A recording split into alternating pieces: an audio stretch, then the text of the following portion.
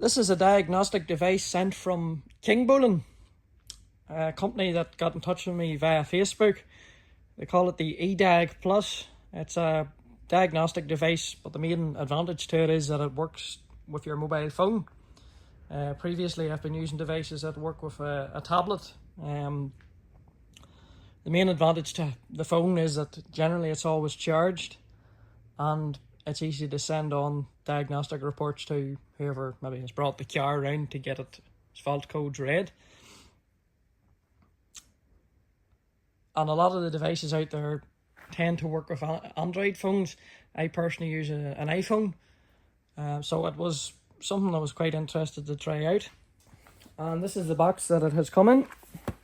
It's supposed to offer the full range of functions that you'd expect from a professional OBD reader. The ability to read fault codes, obviously, but go into other modules such as airbags, gearboxes, the BSI, the body systems interface, conditioning systems, just anything that a modern car might have. It's now a lot more than just engine fault codes that you have to read. You can reprogram certain things, maybe say that you've had a new DPF fitted, or reprogram an EGR valve, or code in a radio, for example. The way it works is that there's different software for manufacturers in this, and you download it as and when you need it. I found that any time you plug in a different brand of car, you might have to wait just for the software to download. One thing worth pointing out though here at the very start is that it is a subscription based system. You have to pay £80 a year. It's about £120 or thereabouts. I'll buy the device itself and you get a year's subscription.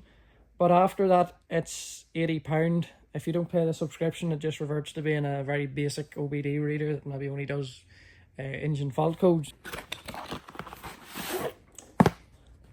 So it comes in that wee carry case. The reason it comes in a carry case is that it's a bit big and bulky for what it does. So that's the device there, and you plug in, you screw in this lead. I personally think it's just a bit big and bulky.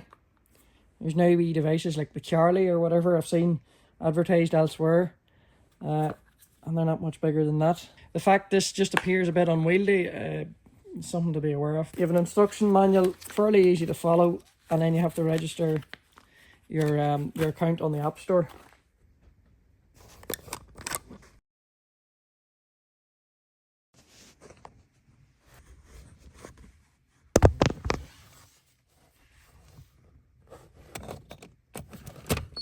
When the OBD gets plugged in, you hear a wee beep. And there's 3 lights there that flash on and off as and when they're needed. So this is using the app here, screen recording. So first of all, go in to do all system diagnostic, and it had to download software.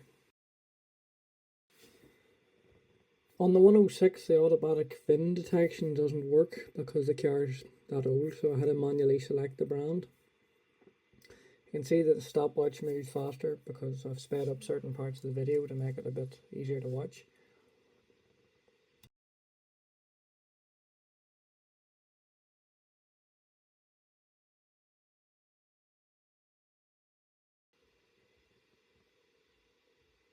So I had to select the brand here and then go into automatically search once it was in Peugeot, but that didn't work. So you can see that it loaded for a bit, but in the end I had to manually select 106 and then the refreshed model, or the facelifted one, type in the VIN number. So in this instance I have to select the engine itself, the engine management system that the engine's using. It's easy enough to figure it out though. It's in the VIN number. So in this case I think it's HFX that was selected, yeah, the Bosch ECU. So once you do that, then the machine can read the fault codes, and there's a few parts removed from the engine. I'll show it later, which is the reason there's so many fault codes coming up, but it's just interesting to see that they're all showing. One thing you can do then is if you press the wee red circle with the question mark inside it, it'll do a Google search for that problem, which can be handy in itself. Even just to be able to copy it and put it in a Google search, you can really speed up your fault finding or diagnostic process. You can of course then clear the fault codes if the problem is permanent and still you haven't fixed it, obviously they won't go away forever. I know that there's parts removed from this car, but you can clear them. And that sort of explains why this car has a few fault codes. The inlet manifold and injectors are all removed. In this instance, it's to do that lower radiator coolant pipe. Not doing a video on it, but there's a bit of work getting done to this wee car. Only 30,000 miles. It won't work on something with an old mechanical fuel pump, that 205 or that 406. That would have had a Lucas injection pump originally. I'm putting a Bosch on it, but even still, although it has that ECU, it has the old connector, so this Kingbolen won't work for that. Nor will it work on a 305, but a wee MX5 here should be a good enough place to try.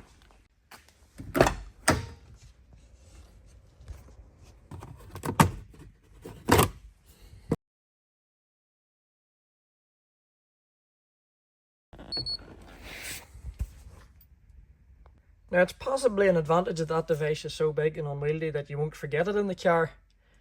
But then again, I'm going to get into sitting in this car and you have to worry about hitting that with your feet. So I still think it's bigger than it needs to be, but I don't know what electronics are going on inside there for it to be that big, but it is just a gripe I have. So with the device plugged into the Mazda, here's how it worked. It again didn't do the VIN scan function, so I had to select the manufacturer directly from this list. And the wee gripe again is that not everything's in alphabetical order.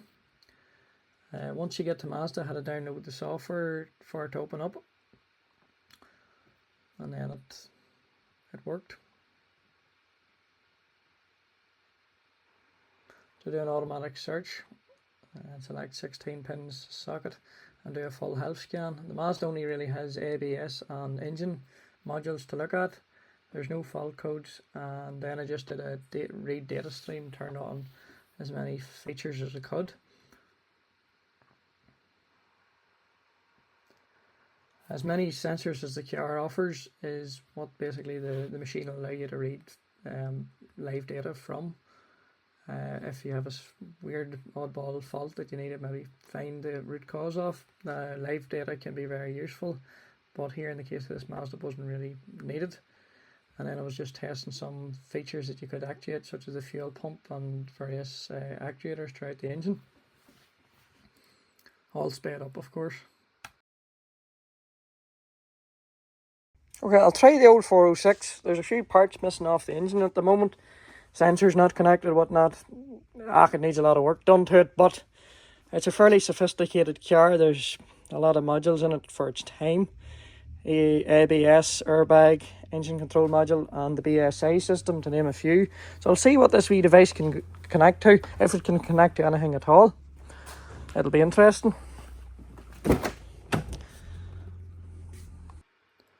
So with the 406 plugged in, I remember back in the past, getting fault code readers to read faults on the 406 used to be a bit of a problem. It was quite good that this actually did get into the 406 and done a full system scan of all the systems that the 406 had. What I was trying out here was to see how well it would do a report. You can click the button to generate a report. Unfortunately, it doesn't just generate a PDF in the way you'd expect. It sort of sends you a link which you can open in Chrome or Safari, and then through them save as PDF, which is a bit more useful than trying to do it some other way. And then I was just going in here and selecting the engine ECU and viewing what fault codes that the car had. Because there's a few sensors removed from the car, I would expect that, and it's sat about for a few years. But the 406 is quite a good example. It's a more modern car with a lot of modules and features in it, so you can do a lot more actuation tests and read live data from it, which it done really well. A problem I found with reviewing this device is that I had to use the phone to operate the app, but my phone is the main way I record videos. I was taking screenshots and whatnot, and it's a bit awkward logistically trying to record the footage, but I have paired it up in this instance with an iPad that I have, and here's a Berlingo that has a problem at the moment, so I'll show it connected to the iPad. First of all, I'll get into the Berlingo and show you that I have an engine management problem.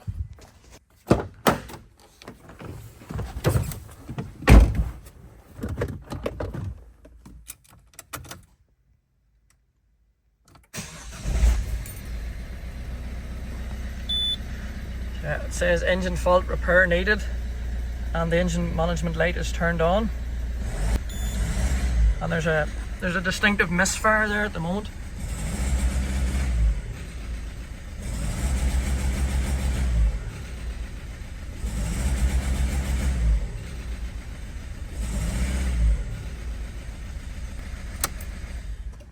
So I'll plug the diagnostic device into the Berlingo. In this instance, the OBD port's inside the glove box.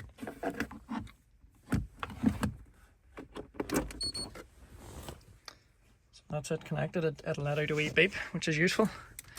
I'll put the ignition to its first position. And then here's the iPad sitting down here.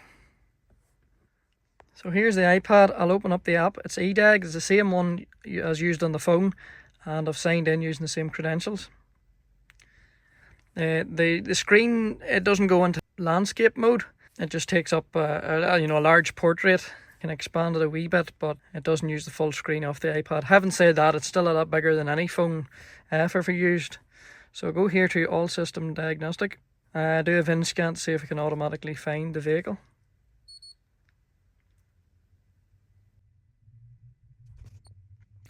One thing I have to do if I'm installing any software on the iPad is to use the personal hotspot function on my mobile phone, so that the iPad can download the required software updates.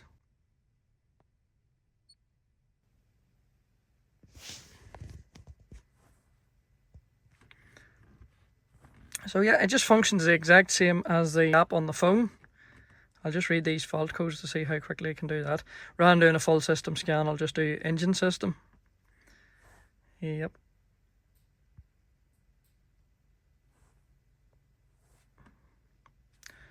And there we go. I have a problem with injector number 4. Yeah, I can do the same thing as the phone app. I could clear it or whatever.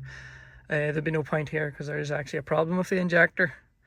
But that just shows that the app does work indeed with an iPad or any other Apple device. While in here, it's worth just pointing out that you can do live data reading with this device and its app. So yeah, read data stream, fuel circuit information perhaps. So I'll just get engine speed.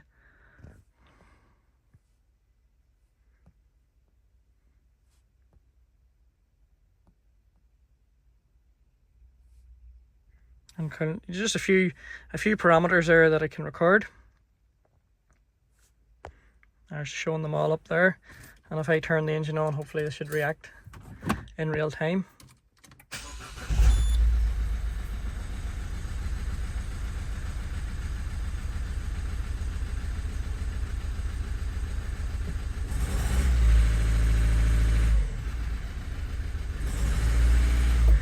And you can record that as well. It might be useful for some purposes. I haven't really needed it myself, but I know for more in-depth diagnostic work, it's very useful to have that ability. In addition to that, then you can configure certain options on the vehicle. It depends on what option pack maybe your vehicle comes with when it left the factory, but there's always features maybe that certain trim levels didn't get. In this Berlingo here, we've got manual air conditioning, and there's no rain sensor up there for automatic lights. Now if you were adding a rain sensor and you'd need a windscreen with the appropriate bracket, nonetheless you can add and disable certain features, even just maybe the Bluetooth on that radio or the cruise control. There are features that you can turn on and off, and that the temperature's in centigrade. Now I know I can change the format through the display there, but we'll try it through this diagnostic device here to see. Go to different modules there that you can go into and either read faults, actuate certain functions, live data, or configure. We'll go into the display itself here. Multifunction screen.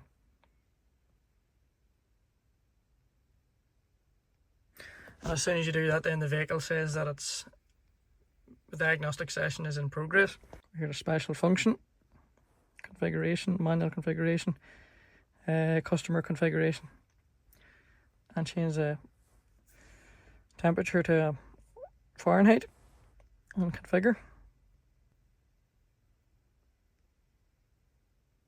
set it for Fahrenheit. Let's go back to cancel. Go back to the main menu. It has changed the format of the temperature to Fahrenheit.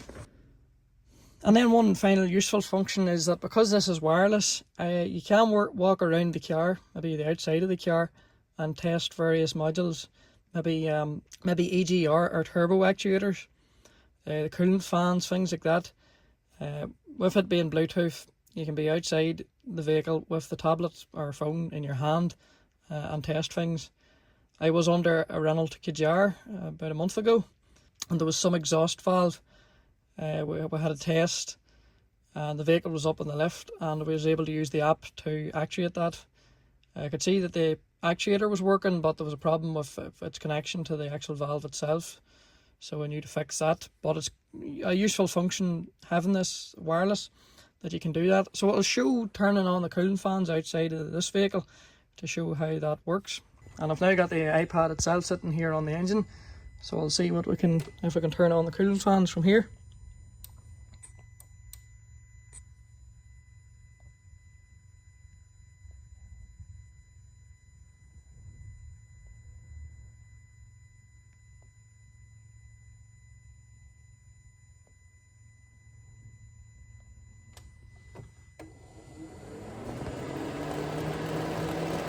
Yep, and that indeed works.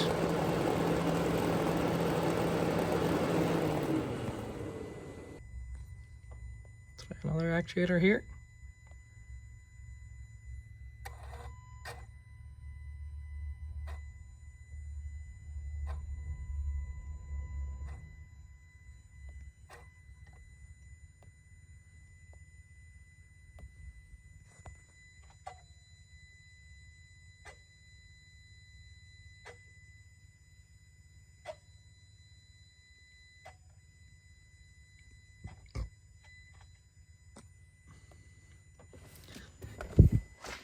So that's just some of the tests that you can do a lot easier because of the fact this is now wireless.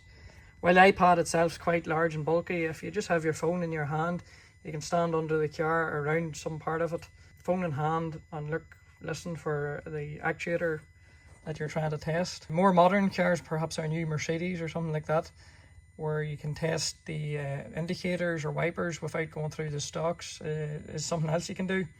But on this car, this is just what I can do here on this Berlingo.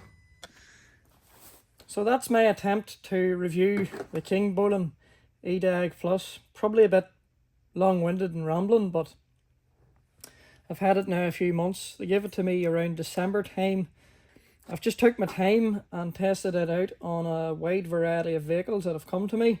Overall, I think it's a good device. I like the fact that you now have devices like this that you can read fault codes through your phone wirelessly. About 10-15 years ago, when you were trying to read fault codes in cars, you either had to go to specialists, and then eBay maybe had, in the case of this, Peugeot Planet or Citroen's Lexia, and you had to use an old bulky laptop, Windows XP, and a load of cables and chargers running around to try and run it. Now fault code readers have got smaller, and before there were ones that just plugged into the OBD port, which were handy enough. But the fact this is just now working through your phone is even better, because that doesn't need any battery power, and your phone, generally you've got a charger nearby, and the battery life in modern phones is quite good. Well, I might have complained about this being a bit longer than it needs, you know, compared to the top-down device. It's still a lot smaller and a lot lighter than that there, even in its case, so it's quite good that way. Functionality wise, certain cars for me have done better than others. My dad's Mercedes initially, this thing wouldn't really talk to it at all. Since doing a software update, it works a bit better. It's not quite your high-end snap-ons or other devices that are costing £1,000. It still is only £120, so you can't expect really high-end level diagnostics, but it's quite good for its price range. The fact that you can take reports off it, the interface is a wee bit clunky, but after a while you get used to it. It just sends a link and you forward the link on, or you can take a screenshot and WhatsApp it or Messenger directly to whoever maybe needs to see the fault.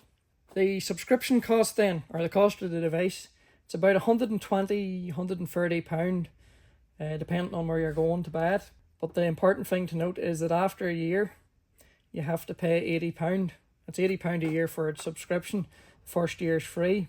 And I was a bit put off by that myself. However, I went looking there to see what Top Don was doing, and they're roughly the same. I think there's a light version at $49 and maybe a pro version for $100. So there is a cost. I suppose they have to keep their software updated, and that's what you're paying for. So while there's a whole raft of diagnostic devices out there, it's always hard to know what one to pick. And still, I've only had this one. I'm not going to go out and buy 20 different devices to test them. They all generally do the same sort of thing. Having used this for the past 4 months, I know it works. It's an ideal device to keep in your car, in the glove box, in the boot, wherever. If you're going to look at cars for friends or go to the auctions, go and buy something second hand, it's a great fault code reader to see what's wrong. But it does have advanced features like reading real-time data and changing configuration settings are also there in its repertoire of abilities. So if you're looking your first fault code reader, you're looking to upgrade from something older like a laptop and a load of leads, it's worth considering this. Just be aware of its annual cost. It is something to consider, because I think after that expires, you're left with basically just an OBD reader that can only read engine fault codes as far as I'm aware, so its function's severely limited. But even at £80 a year, for if you're doing any sort of car work at all, you know, even for mates, and you get a couple of pound every time you read fault codes or change some settings, it's not the end of the world at that price. So thanks for watching that review. I'll let you go and take a look at the details about it online. All I can say now is goodbye.